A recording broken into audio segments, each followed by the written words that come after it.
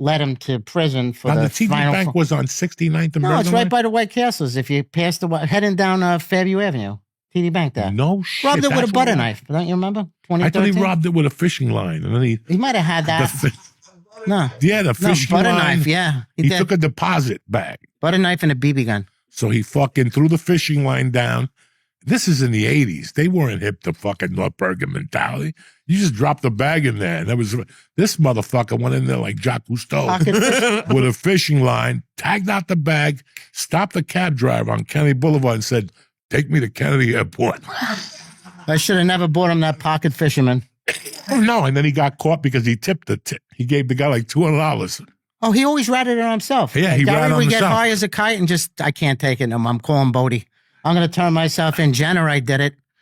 You know, he lived with me for a bit and he'd be gone for like 4 hours. I'm like, where the fuck is he going? What did he do? Then somebody knocking on the door. I'm paranoid, like, what the fuck? And it's Gary, where the fuck were you? Oh, I was on the roof talking to Bodie and Jenner. And they're the cops, you know, the cops that busted me they got me for a hat trick in 1 year, 3 times in a season. But I'd be like, so you were on the roof talking to Bodie, Jenner, and Corey.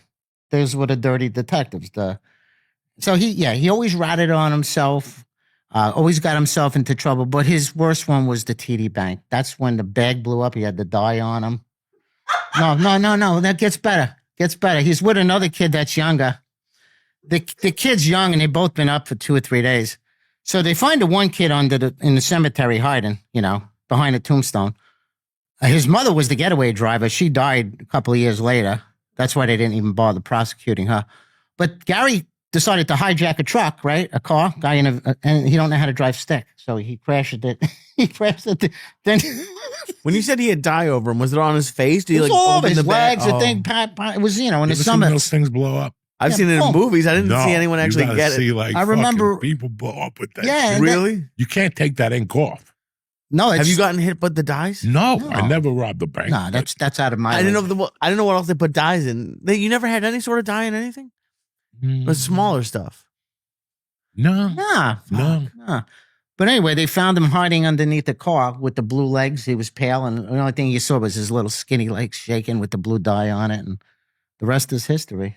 He's been locked up since then. That was Yeah. yeah. He started doing time in 91, got home in 97 for a cup of coffee, like 6 months. Went back into 2012, Yeah, he was on the podcast. got for a back little bit. out for 6. So out of the last 35 years, he's been locked up all but a year. Yeah. Now they got him sedated in that northern state by Newark, the airport. That's where he's sitting. Then he heads for the feds for another 15 years after that. So looks like game over. You know, man, it was crazy. Like, we lived by no rules. You know, like for years, I lived by no rules. Cops didn't even bother me. When you said the cops are coming, we got this. You know, we'll hide for a few Well, we knew days. all of them anyway. And then they forget, you know. Once I got locked up, I knew one thing. That was not the way. Like, there is nothing that's worth them taking away your freedom. That's awful. Nothing. You go and you fucking say, I'm never going to get in this position again. But I had a friend in L.A., in Colorado, the night I won the amateur contest, December 18th, 1991, he got caught. My friend's nephew got caught stealing a suitcase from Kentucky Fried Chicken. He went there to get a bucket of chicken, and he saw the briefcase. And he took it. He went home, and he realized he had nothing in there but coupons for chicken. But they caught him on the camera, and they went to his house and pulled him out of the bed at 2 a.m. Do you know that motherfucker just got out 4 years ago? Wow. And I sit there and I go, dog, he could have done a comedy career. He got arrested 91, and he just got out 4 fucking What are we years looking, ago. 35 fucking years? Yeah, because that charge, he got into a fight in there. Wow. Then they let him out, and he got caught robbing Over a car. coupons, yeah. Yeah, it's just you Are know. the coupons valid still, though, Coco? I Can he don't still fucking use them? know. I don't fucking know. I what would he hope robbed. so. After he got to get something for that. I don't It's think he just buried so the coupon. funny how somebody could just live their life like that. It's okay. And my buddy, every time he got out, he got a different chick pregnant. Different fat chick pregnant. So he's a Cuban kid. He loves those fat chicks, the white ones that are half retarded. So he bangs those, and they bring him cookies in jail and shit, because only chubby think white he- chicks bring you food in jail. There ain't no hot chicks visiting you. I never had any visitors when I was locked Yeah, up. I had maybe a visitors. handful over the 3 years I was down. But it's just really funny that some people, man, 20 years in prison, you get out and the world. You think the world has changed for us now? Hmm. Think if you were away and you came out and all some people like, where's a payphone? There ain't no more payphones. What do I need to make a call? Can I just get a cab now? Uber. What's Uber? What's an app? Is Uber? What's an app? You know, so I can't imagine even doing something like that. It's hard. It's, and he was, I guess in jail, he was somebody. He had a clout. But that's what happens. And he liked that role. They called him the leprechaun, for Christ's sakes. They feared him. He was so feared in prison, they kicked him out of Attica. We talked about this. He bit a pagan's nose off. A pagan who was in life for double murder. He cut his girl's, out for cheating on him. So this was no little punk that he took down. But the guy pressed charges, and Gary refused protective custody because the gang wanted to kill him. And they just figured for the safety of the prison system, just ship him up to Auburn, and that's where he was released some years later. But yeah, he bit a pagan's nose off. And I think that was the hardest. And he had it easy when he was home. We talked about this years ago. And it's a horrible, listen, it's fucking horrible. I'm going to tell you the worst one ever. I fly back here. The Mets are in the 86 World Series. 86 World Series. Okay. I'm coming to see you. I get here and you're a gentleman. You go, your shit's in the thing. Give me the money next time. I remember that one. I'm going away. He goes, you told me my house is your house. Stay here till Sunday and catch a plane. I'll pay for the car. I said, fine. You left me money. What you didn't fucking tell me was that the pipes broke in the house. And there was 3 feet of fucking water everywhere. What? So I got this, I got 6 ounces of Coke. Is that Bassiano's old house? I don't know whose house So it must have been Durham Avenue. Dog, it was downstairs. In the basement, and next thing you know, I'm sleeping on a bed that's floating, right? No, that waterbed, that was Durham Avenue. Then I would walk, and then finally I couldn't take it no more. It was cold outside. Yeah, it was the like water pipes, October. yep. And I start snorting. Oh, I got scared in and that your place. sister came down with beers. She saved my life. And she brought me like a case of beers and a bottle of something. For 8 hours, I was snorting, like holding a thing and going through water, like with a lantern. Swoosh, I could have swoosh. got electrocuted at any point. Why would you stay at? Because I had nowhere to go. I was probably in a hotel. He was in a hotel by The Shea Sheridan Stadium or something. No, like I was that. at the Sheridan by the Meadowlands. I used to go there a lot. And then Sunday comes. And the car comes as planned, and I get in the car. I remember And I this. got a Holy white, shit. I got the same shirt on. I got a white flannel on. That they were big in the 80s. You could wear these as a shirt, like I'm doing today. And I had a white flannel and a hooded sweatshirt. And I'll never forget this. I get to Kennedy fucking airport. And in those days, there weren't no tubes to the plane. You went outside. And all of a sudden, they're like, all right, go to the plane. And there's all these people with winter jackets on. And I'm walking with the flannel. Steam is coming out of me because I've been snorting Coke for 3 days. And everybody's looking at me like, whoa. I mean, the steam was coming off my shirt. Everybody was like, is he a saint? And I got on the plane, and dog, I wasn't sitting down 2 minutes. I had to start snorting Coke. So I got up and down while people were walking in. I was walking to the bathroom. No, you didn't. Yes, that was common back then. They didn't Bro, bother. I got up 10 times before the plane was landed.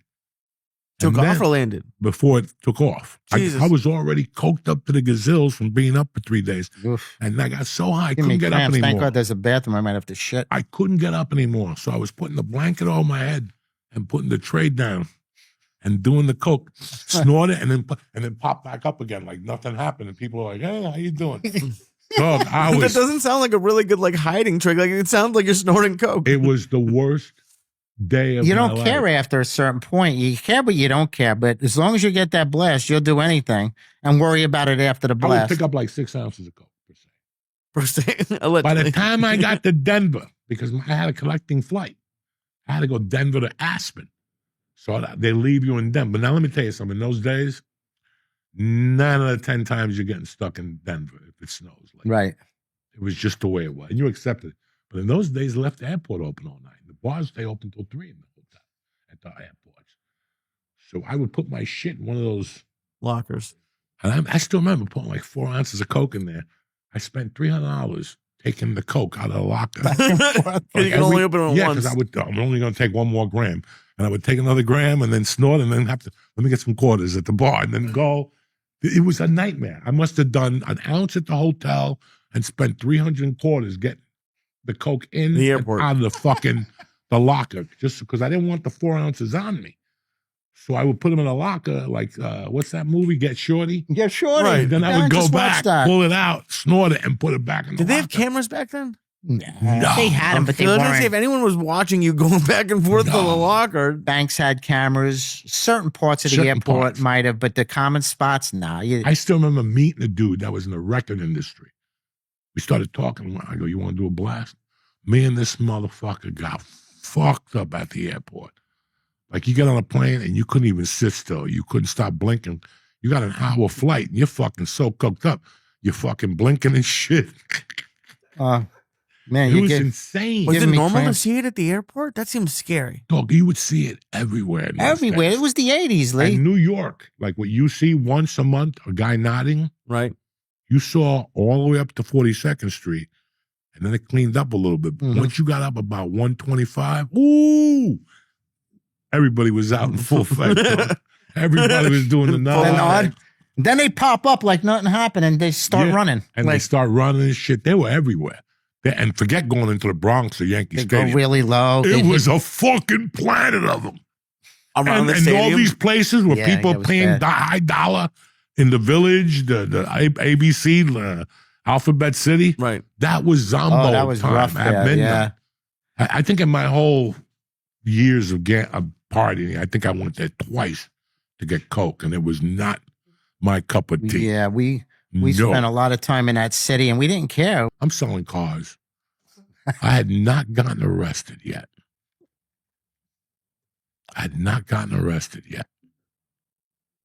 And I got a call at the car dealership. They're like, Joey Diaz, Coco Diaz. I'm like, Coco? Fuck calls me Coco. And I pick up the phone and it's Danny. Well, it's either Danny or Russo. And you guys are like, no, let's get back to the basics. The original story goes like this. I got a call from my girlfriend that I don't even live with. She lives with her parents. My girlfriend calls me at 8 in the fucking morning in this house that George moved into later on. And I answer the phone. I'm like, what's going on? And she goes, hey, man, do you know Mrs. Sabatino? And I go, yeah. I thought she died. I go, what happened? He goes, she called here looking for her son, Anthony. I go, that's funny. And no, I go, really, Anthony? So I called Miss Sabatino back. She's like, yes, they were out all weekend and they left Sunday night and it's Thursday and I'm concerned with them. Dog, I don't hang up the phone. I go to sell a car and bling, Coco Diaz. Hello? Listen, it's us. We're on our way. We're in Vegas or some shit. We'll be at the airport at 9:30. I fucking clean up a car, the best car on the lot. I shoot to the fucking airport. I get to the airport. Everybody knows me. 3 people. Coco. Yeah, Coco. What happened? Your buddies were here. They tipped their fucking joint. Oh, at the At the fucking airport, bar. these guys are like, yeah, your buddies were here. And I'm like, oh my God. And I'm like, we got what's going- everybody messed And up. they're The like, pilot was even Go high. to Shotgun, the best strip club in Colorado, in Denver. Shotgun, Willie's. Look it up. Somebody Google it. That's a bat. There's 2 of them. There's the steakhouse one, and there's that one. You motherfuckers, again, the dudes at the airport, the shuttle people outside, it's 9:30. They're like, your boys are over at Shotgun Willie's. Shotgun Willie's, okay? I take the fucking rental car, whatever the fuck it is, the loaner. I go in the thing, and there's 400 people on a Tuesday night. This place is packed. There's women on every circle, and there's 20 guys around them throwing money. I'm like, again, I go up to the door guy, I go, listen, I'm looking for 3 of my buddies from Jersey. Table number 4. They're over there. They had the thing closed off. They're fucking tipping the waitresses. The girl is dancing. They're having their own. LaRusso had a smile face to face. I'll never forget that. Reeboks, everybody. And they gave me like a bag to take into the bathroom. It was like a chunk. It felt like one of those things that you grab and work on your wrist. It was just a chunk of cocaine. And I remember I couldn't crash it. I'm like, Danny, what is this? He's like, just break it off. We started breaking it off. Be a man. And then they threw us out of there. They threw the lights on. And the girls wanted us to stay. These guys were like, and the girls were like, let them stay. And they're like, no, we got to go. So we went somewhere, and then we went back to the hotel room. We snorted coke till like 6 in the morning, and we hid it in the bathroom toilet paper thing. The toilet paper that's in the wall when you go into public the bathroom. No, in the bathroom in your Oh, okay. where you take the thing out, they hid it in there. And about 9 o'clock, they're like, all right, we got to go. I'm like, where you going? They're like, we got to take a plane back to Vegas or some shit.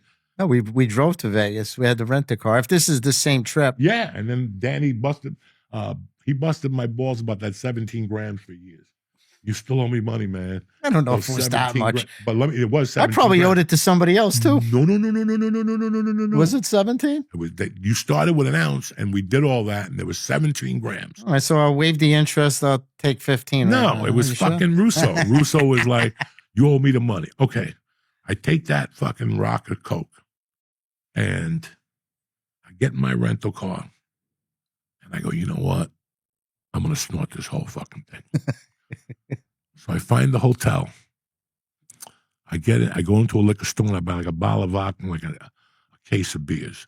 It's fucking 1 PM, guys.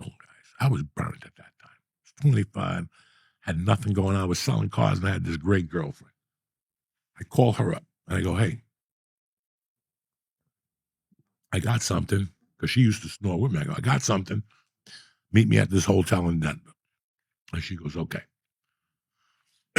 But then something happened. I called her from the room and she goes, you know what? I can't go. I got to do something with my father at 8:30. I go, all right, fine. Even more Coke for me. So there's a window. I got the beers and I got the vodka. And I'm just making like little drinks and drinking. And also I start snorting. The paranoia goes right through me. I start looking out the window and I see a car. And the car would stop and then it would take off and another car would come. I'm like, it's the feds. And now I'm hearing zzz, zzz, zzz. So I'm thinking they're drilling through the walls to put like a wire in there to see what I'm doing in there. So there's a big tub and I fill it up in the shower with water, cold water. And there's a big Coke rock. And I take the Coke rock and I throw it in the water to see how long it's going to take to melt. In case they kick my door down, I could just throw the Coke in the water to melt. This glee, I'm out of my mind. Yeah, Do you time it? No, I just throw it in. You see was it trial dissolve, and error. you know? And I'm sitting there in this water. One Mississippi. And this water's sitting there for Where'd he fucking go? the whole time. And I'm snorting. I'm trying to jerk off, but I'm too paranoid. And I'm looking out the window. So sick. And finally I go, fuck this. I take that whole bag of Coke and I throw it in the fucking toilet. And I throw the thing and I take like the baggie and I eat it in case the feds are coming. But then after about 2 hours, Like, I wish I didn't do that. I realized there's no feds. There's no nothing. Coke. Now I'm sitting in the toilet and I'm just looking at the toilet and I'm taking all No. the brown pieces and putting it in I sat there for like 6 hours because the Coke goes to the God. side of it. Oh, God. And like when a watered way, I sat there, but this is what gets better. And you didn't clean your toilet very often. No, this is a hotel. It was a hotel. This is a Oh, hotel toilet. It was brand new. Even better. So now I'm sitting there and I'm jonesing. I'm like, what the fuck? What did I do? And I drank all the beers, all the vodkas, and there's really no water in those days. There's no bottled water, but there was a tank, the pitcher that I filled up with water. I forgot I threw the Coke rock in there. Oh, no. So I throw like a 2-gram Coke rock in there and a little bit of water, but I forget all about it. Now I'm sitting there, I'm like, fuck, I wish I had Coke. And I start drinking this water. Oh, no. I'm like, oh, that's right. And all of a sudden, I lost my voice, right? It fucked up my... It's like And Donald Duck. And she kept calling me, yeah. And I'm like, what's going on with you? Did you finish it? And I'm like, yeah. And I'm, dog, it was horrible. And when I went downstairs, the reason why people were stopping, because it was an ATM machine. And that's why people were stopping, taking their money out and going. I thought it was the feds switching cars. So you throw out all that Coke. 11 grams at least. And then I put like... I've done shit like that. I did like 9 diluted in my nose. And that's when you know, like one time I got so paranoid, I called the cops on myself. We all did that one. When the cops even told me, listen, put the bag away. Like after the third time, it's 3 hours, they're like, Joey. You should make like a game like cocaine bingo. Like what did everyone be? You called the cops on yourself. You threw the bag away. We're like, this is crazy. Hangman. You have no idea, Lee, how crazy this whole... I'm in the fucking halfway house. I don't know. I get one of those furloughs for the weekend. You know, we talk about getting into trouble and stuff like that. And I'm on my way. I'm making millions of dollars. My wife's 8 months pregnant. I think I told you the story down in Florida. You know, I was working for a company at the time. we were making like, I don't know, $500,000 a week, if not more. It's just crazy money. This is before social media. And we were under investigation. The company was under investigation before I even got there, right? I got there in 2001. They started an investigation back in the late 90s about the company.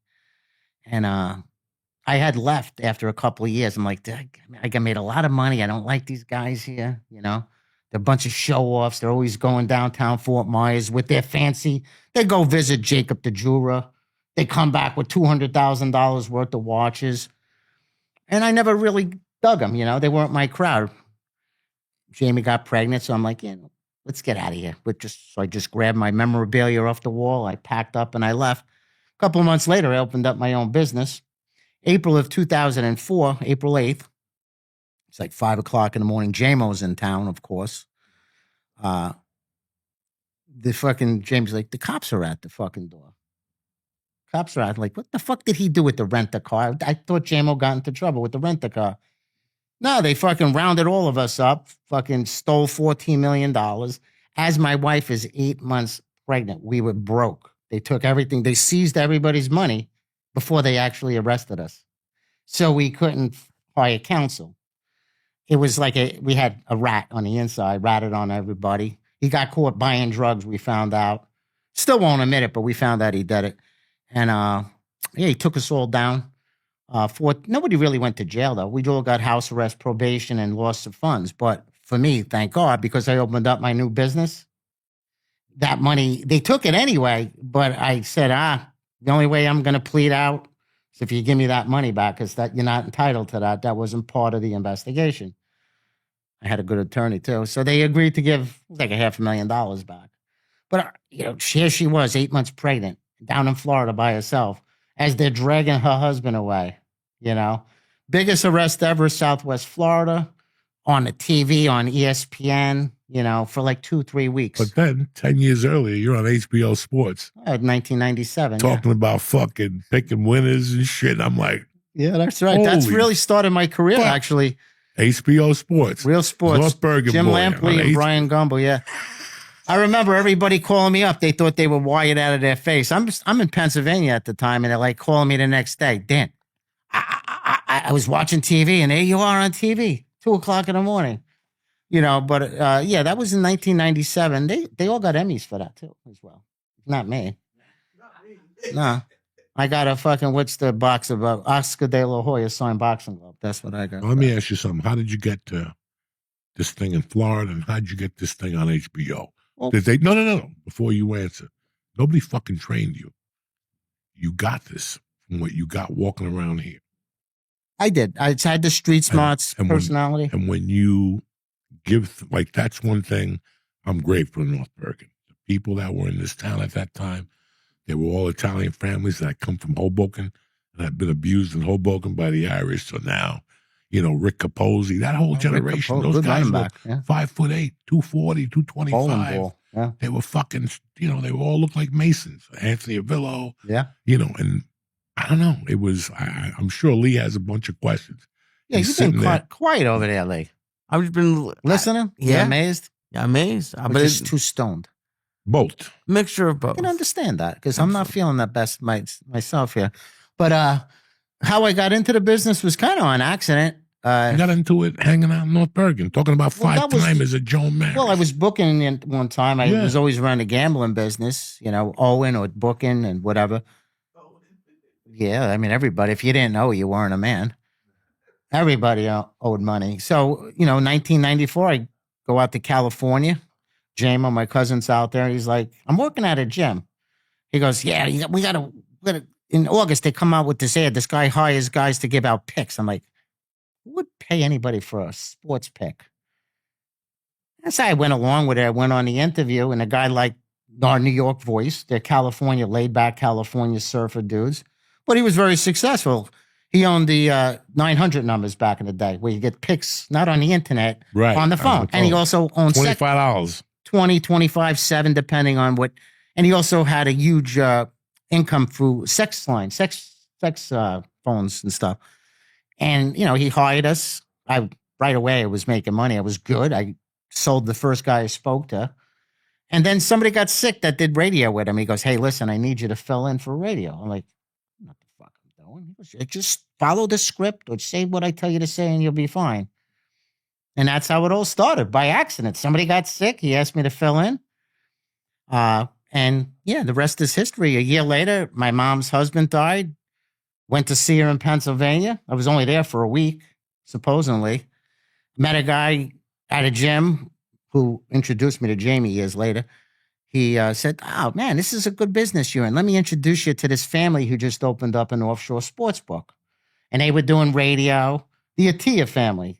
They were wrestlers, LSU. One of them won the gold, was not the silver. He lost to Schultz back in the Olympics back in '84. And they were Syrian gangsters, though. And they liked me and put me to work, got me on the phones. They started a radio show, a television show, the score phone. I'd update the score phone. Remember that to get scores? Back at you live at the top of the hour. Let's take a look at your games underway in the first inning. It's the Yankees 1-0 over Toronto. Mets getting pounded by Pittsburgh 7-0. We'll probably look at the score that might be happening. But yeah, so then I wrote an article. The guy had a magazine called the Las Vegas Sporting News, and I wrote an article called Behind the Scene of a Multi-million-Dollar Scheme. HBO was, they were investigating the business in 97. And they read the article and they wanted to meet the guy who wrote the article. And they served me up to the HBO people. And, they liked me. They had me on. And they actually hired me for a couple of shows as a consultant after that, too. But because I ran the advertisement, too, for the company, everybody in the business, like, you come work for us. Come to Vegas. We'll pay you a lot. We'll do this. So after 2 or 3 years, Jamie, we just got married. She goes, let's do this. Let's take this job in Fort Myers. The guy's telling, oh, double your salary, you make this. So grabbed our balls, went down there and sold everything, jumped in the Cadillac. Still wasn't able to drive because I had my DUI. Threw my Parrot literally on my shoulder. We packed the car. It was snowing April 19th of 2001. Snowing. We got to one of the West Virginia, whatever you go through, and it was night. And we got down there. We started a radio show and magic happened. For a while anyway, but all good things come to an end. And we weren't even doing anything wrong. We were just giving out picks, but we were making too much fucking money. We were making too much money. The kids were getting stupid. They were all 22, 25. If you didn't make $10,000, $15,000 a week, they were salty, like fighting over, that was my lead. That was my guy on the phone. That was my client. And it just spiraled out. And I saw it coming too, though. I saw it coming. If we would have stuck together and people didn't rat on everybody, it would have got thrown out. But people panicked. Too much money at stake. $14 million is a lot. And yeah. Then since then, I've been on my own. We moved back to Pennsylvania shortly after that, like a year later. He was born in Florida. Under duress, I should say. That might account for a lot of things. It's funny because yeah, everybody else stayed in North Bergen. Oh, yeah, we're going down to Belmar. And me and this motherfucker travel all around the country. Right. I'm trying to beat 2 Cubans in Miami. And then I end up in L.A. Finally succumb to my uncle. And I go to L.A. and the first 2 days with my uncle is fucking brutal. He's just running me ragged on fucking attitude about my mother, telling me how she was involved with people. And I'm like, you know what? You opened this bar because of my fucking mother. Where's my end? Right. And he was like, you got to stay at a hotel and all this shit. Then he let me stay on top of the bar. One night I just robbed him. I said, enough is enough. I fucking put a hole in the wall.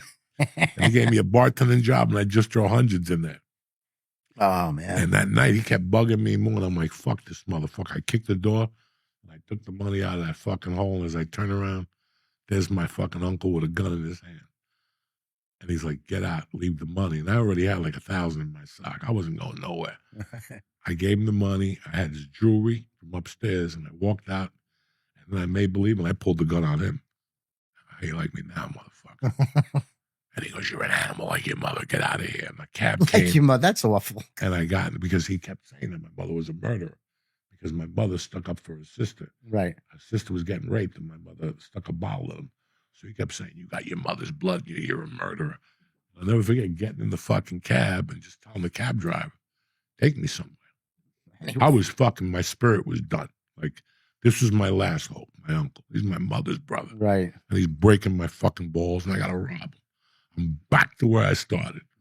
And here I am in this hotel in Orange County, and I called Danny. I remember that And too. he showed up with J-Mo with a pizza. And dog, I'm out. I'm like, fucking. They just walked in. Like, where's the jewelry? Like, the jewelry's right there. They gave me like $150. And they left me a pizza. They goofed on me. Look at the shape of you. You're bleeding from your nose. I remember that, Oh man. my God, that was terrible. So and you guys left. And I didn't want to get caught by the police. So I get back on People's Express. You didn't have to pay till you got on the plane with the credit card. $99 flights. There was no credit card in my world back then. Nah, mine either. Unless it was stolen. I'll never forget that I kept telling the lady, I had money on me, but I kept telling the lady, the card's in my luggage. Don't worry about nothing. We'll catch you next time. Bro, when I got out of Newark, there were 3 cops waiting for me. They took me downstairs. They searched for my shit. I kept saying I got no money. I lost my whole wallet. I couldn't say I had money in my sock. So, like, you're not getting here till we pay this. So I called Veneri at 6:30 in the morning to give him his credit card over the phone. He was pissed.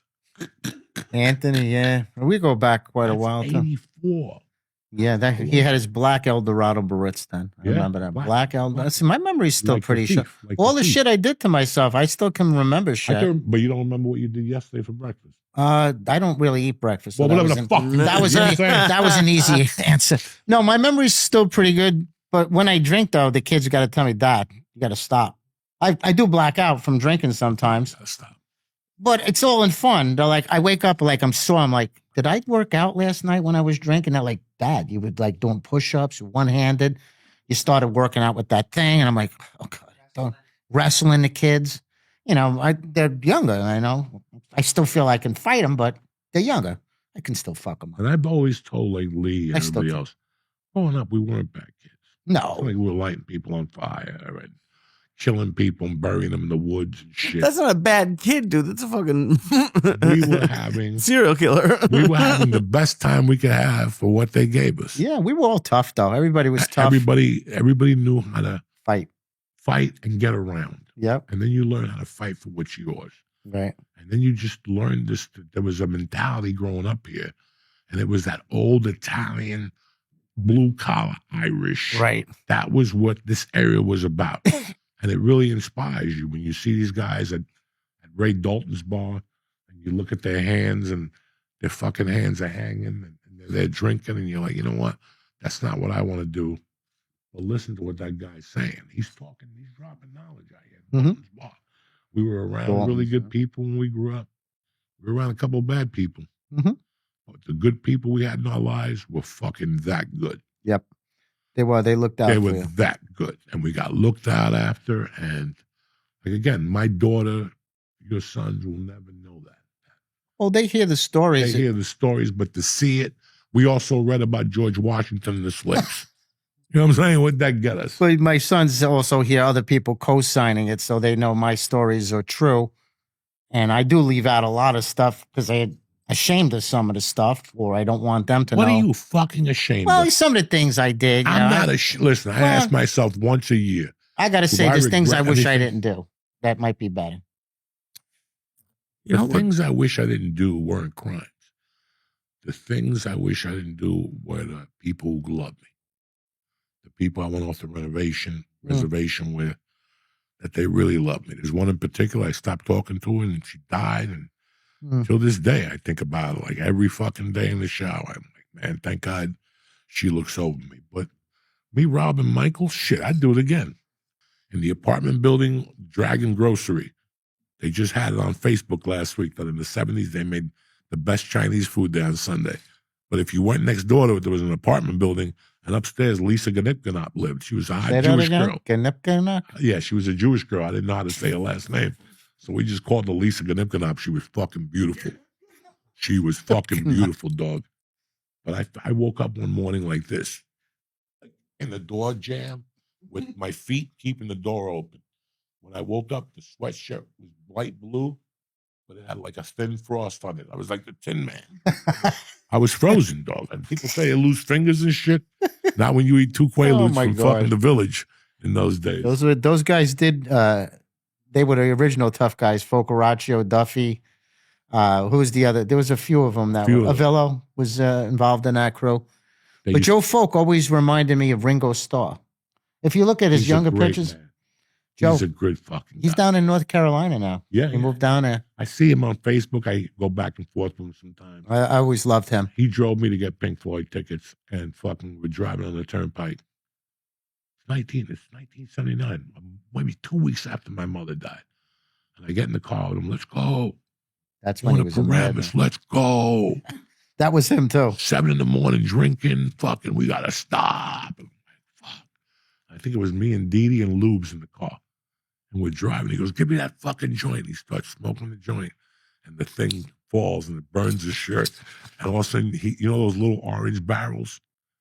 He just fucking hit one, Lee. Oh, And the barrel went up like 80 feet in the air that we all were like, holy fuck. And it just landed like on the other lane. Cars are going around and shit. Oh my God. Yeah, I think he was the original madman, Joe. One of the original. He was a good hockey player, him and his brother Ralph. Look, they used to have these parties right next to Moreg's in Gamio's house. And Gamio had in a garage that you pulled in like this, but there was always a painter's ladder in the garage, and it led to a little attic. All right, and he would have parties up there, but you got to remember, there was no door. You just walked up. And one Halloween, Joe went dressed as the devil. He was always the devil. Because that was his nickname, the devil. Joe, La Folk, Satan. Satan. That's what he was Satan. So he had the red suit on, the whole thing. I remember that outfit. Me and your uncle and Lubes were eating gorilla biscuits, fucking around with him, talking about Satan and all this shit. We keep walking him back. 1 inch at a time. Yeah, we keep walking him back. And the hole was right there, dog. And there was a drop like that. And all of a sudden we kept walking him back. And he goes, happy 10-12. And that's all you heard. And I remember we all got to see him, and he landed on his head, and his horns were bent. And he's like, he's bleeding from one side. Didn't care, probably. This was like every other weekend. We would do acid and go in that attic and see who we could throw down that fucking hole. Oh my God. Yeah, he was crazy. They hung out at the On Tap a lot too. Cappuccino's joint. Yeah. I remember I had my first out of the army. That was the first place I went for a drink. Was at the On Tap and the Colonnade. Remember the Colonnade? Colonnade. And then you had that. I never went to any of those. No, you didn't go to the TikTok? I was too young even for Corky's. I would eat pizza at Nick's and watch what happened at Corky's. Every night there'd be snowball fights and shit. I'm like, man, I can't turn it. He was very strict about being 21 or 18. He was 18 back. at the Yeah, time. we were grandfathered in. Yeah. He was old school with that shit. You can't go in my bar. Oh, Tappuccino. No. Corky. When it was Tom Oh, and Corky's. yeah. I remember. And Corky Tom, sold it, and he called it Gregory's 7-day weekend. Oh, that was a madhouse too. Oh, right there on the corner. Monday nights when they had they made, used to do those vodka orange juices, Bluebirds for $2. Didn't John Kelly work at the bar there too? Sunday nights. God Sunday rest night. his soul. Yeah, I was shocked to hear that, unfortunately. Just like that. That's how life is. That's why every day I wake up, I try to enjoy I myself. felt so bad when he died that morning. I kept Ooh, thinking I about saw it throwing on ice cubes Facebook. on him. I felt so guilty. I'm like, I'm going to have to go to his wake. I used to throw ice cubes at him. On Sunday nights, bro, we used to bombard him. It was a different world. We did pick on him a bit at the bar. Every time he'd turn around, the whole bar would throw ice cubes at him. You would just see the ice cubes. Da, da, da, da. And it would take him like 4 minutes to turn around. He'd go, motherfucker. And then he would turn around and go, the next person who throws an ice cube, I'm throwing you out. And he'd turn around and every fucking body would throw an ice cube. And one night he just left. I think I remember that. He left, dog. That was a hot spot. Yeah, and they made a good steak there too. Sunday nights was, no, not at Corky. Gregory's. When Gregory opened up. Gregory opened up. Yeah, That's right, he had Gregory's. food. Corky was a madman when he was on the marching powder. I remember when he had a fight with Nick the Pizza Man, and they were out there throwing snowballs at each other, calling each other motherfucker. Nick, that's another And guy. we're in high school, just getting a slice of pizza. And these motherfuckers, I still remember being out there at 11, and the door would open from the night before. There'd be like 3 guys with blood on their shirts. They'd hug each other. Oh, I'll see you next week. And you're like, what the fuck? I can't wait to be able to go in that bar to see what the fuck goes in there. fucking weird times. The bars there's some bars that we were getting. What was that strip? The Cove. Remember the Cove? Oh, with the guy that had the wig and the ugly chicks. That they would In want. Guttenberg. Yeah, Oh my God. everybody was allowed in the Cove. Yeah, the they let you in there when scoreboard. you were 10. The guy had a wig. And I remember I fingered a girl one day. I had to take 3 showers. Right on the bar, right? My whole body stunk from fingering like a cute mulatto girl. And Holloway, God rest his soul, was in love with her and he was trying to fuck her. My God, those were fucking, that was that strip club. Then you had the one on Tunley when we were way before the one you're going to. Oh, that was a fun spot. There wasn't there long, though. The Army base. That came after my The naval demise. base, was it called? Naval base. I was a Meadowlands Inn guy with the bottles and the pussy. And I really wasn't much into the strip clubs. I did it. No, I went along for the ride with them, but I wasn't. That wasn't my thing. Like I went to the Obregon brothers, took me to the 1040 Pedro Club. Obregon? Remember Jesus? And his I brother loved him. Pedro? Loved him. Big Led Zeppelin fan. And they had a candy company. So at night, he would steal his father's candy truck and take you to Harlem to cop. You'd be in the back snorting coke, there'd be M&Ms. Fucking frosted peanuts. Everything you need with weed. I'm snorting coke. I don't need any of this shit. He passed away too, right? Oh, yeah, I heard a fucking film, because they were filming the night before. He would sneak it out at 12 and go to 88th Street Park. Who's coming into the city with me? I'd be there and not get any coke. Dog, You know, I still remember fucking candy everywhere. Snickers, $100,000 bars, lollipops. My favorite. Those blow pops and the lollipops are 2 flavored. I used to take like 25 of them. He would come out. Who took all those fucking 2? My father's gonna freak. Yeah. Was he like selling it like as like an ice cream His truck father or had like a wholesale company. wholesale? Okay. And his father was also partners on a candy store where Pathmark is today. Where there used to be a candy store there. Not like it wasn't a candy store that you went in there. It was a candy wholesale place. Come on. And they used to sell red devil bubble gum. Dog. Spicy? And this is 1975 when there was no FDA. They just threw like fucking pig's feet in there. You were chewing that. It was so fucking good. The Red Hots. Pepper spray. There was RC Cola was over there. Oh, that's the worst. You like RC Cola? For a quarter in the summer, a dime. That was gross. For a whole big bottle, a dime. When you're, I remember it was. They would buy here, and then 38th Street, we had the iced tea company. Yep. So for 30 cents, they give you an iced tea, Arizona, or a lemonade. Arizona. That wasn't even the thought container of when that. you got cancer from iced tea. That bottle shit came in the 90s, though. What the hell was the brand that everybody used back then? What was it? Yeah, you got Clayton's. And I always like Lipton, the powder. Yeah. And we all had. You dope it up with some lemons and an extra orange. The country time, remember? I don't like country. I like lemonade. I don't like it either. Cubans make lemonade, all right? Cubans throw sugar in there. It's a metal pot that's been dented, and they squeeze the fucking lemons, 2 limes, and then they throw some Santeria juice, tons of liquid. Dog, it was a pleasure seeing you. And oh, my God, yeah. Yeah, it was great. I appreciate you having me. It's been too long. Come on during football season. Oh, whatever. Whenever. I'm a phone call away, always. I'd love seeing you. It's been too long. Had a blast here. Unfortunately, I was a little rocked. I was a little, what? There's nothing wrong with that, right? Nothing. And I'm holding my. Sitting here snorting coke. Oh, no. Nothing wrong with that. No, that'll never, you'll never see me in that matter. That'll never happen. Listen, again, I told you a couple of years ago I slipped up, but it wasn't. I would love to get my hands on a Quaalude. And I had. How about a lemon 714, right? Ooh. There was that kid, North Bergen, don't mention no names. They didn't last long. His mother was dying of cancer. So on the first of the month, he would sell all her pills. They used to give her Tuminols. Oh, Tumis. He would sell them for $45 a piece in 1980. Secanols, Tuminols. You want to get fucked up? You split one of those fucking pills. M66. And fucking, you see the devil. $45 a pill. The 714s, though, they were considered a pretty safe pill back in the day. It wasn't addictive. I just watched something on social media about it. Bro, the funniest story was when I saw that one kid that used to hang out with Rego before he died. His sister had a barbershop on Kennedy Boulevard across from Nick's. Not Rockioli. Fuck. I think I know who you're talking about. I was a kid, and I remember him going, hey, you want to do a Quaalude on a Friday night? And I'm like, nah, I'm good. I was like a sophomore. And he went up the 46th Street Hill. That's a mean hill. He lived on the bottom of that fucking hill. And the next day I saw him and the bike was ruined. He had stitches. Oh. He ate those Quaaludes and went for a bike ride. Oh, man. A lot of great stories. I mean, we can sit here to midnight and beyond to finish them. And once we get going, there's another story that'll remind you of that time and another time. But Next time we come, we'll tell them the New Year's 83 story. Oh, when I bit Roger's ear off? God rest his soul, yeah. That was 82. 82.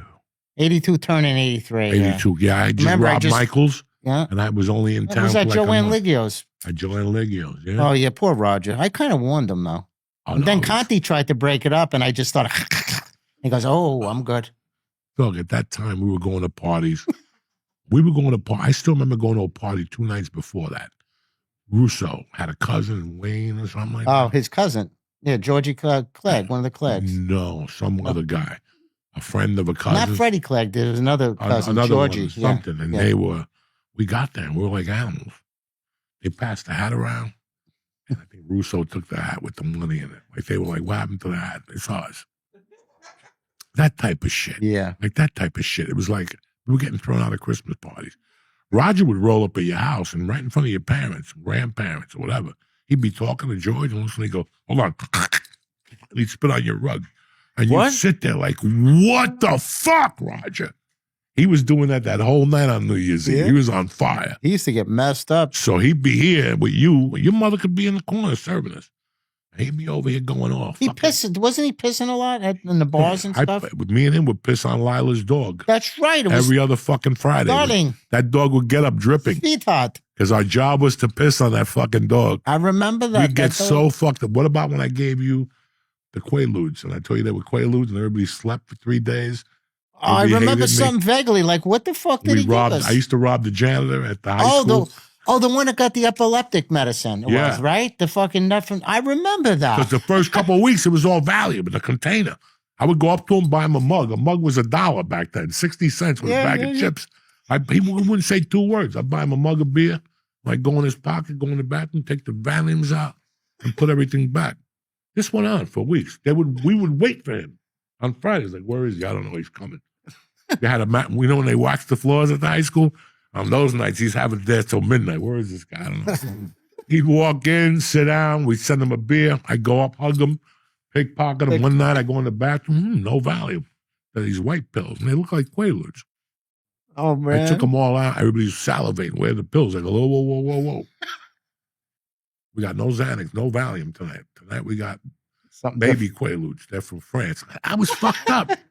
And these idiots are eating them like, bah, bah, bah. And I went home like every other idiot until I woke up the next day and I was like, no. I didn't take any of that. No, I remember that. It took me 3 days. I remember JMO was a mess from it. JMO was a mess. I think Greg was a mess. I remember that, The only person who asked for more was Fernie Bassasudo. God bless him. Yeah. Everybody else was like, those are the worst things I ever took. Fernie's like, that was a fun place, Joe and Mary's. I know we're winding down, but that was one of my favorite spots, playing pool. You know, they always play. I wasn't. John Cowan brought the chicken. John Cowan. God rest Good his soul. baseball player. Oh. My old baseball, my old paper boy. He was my paper boy. I still remember being in there for John Kelly's birthday and my birthday are very close together. It's the 17th and the 19th. So Judy, the great lady that she is, would always throw a birthday party for us. And one night she got an ice cream cake. Everybody was doing so much coke. Nobody touched the ice cream cake. It just melted. She just stood there crying like, how come nobody ate the cake? I'm like, Judy, because we ate different type of cake tonight. Well, getting back before we cut this out, remember my mother had a huge party at the VFW. And I went over there and ate the chicken. You loved the chicken. Nobody showed up. My stepfather's 50th. Nobody liked the guy. So nobody showed up. And it was my mother's like crying over the food. I go, I'll solve that problem.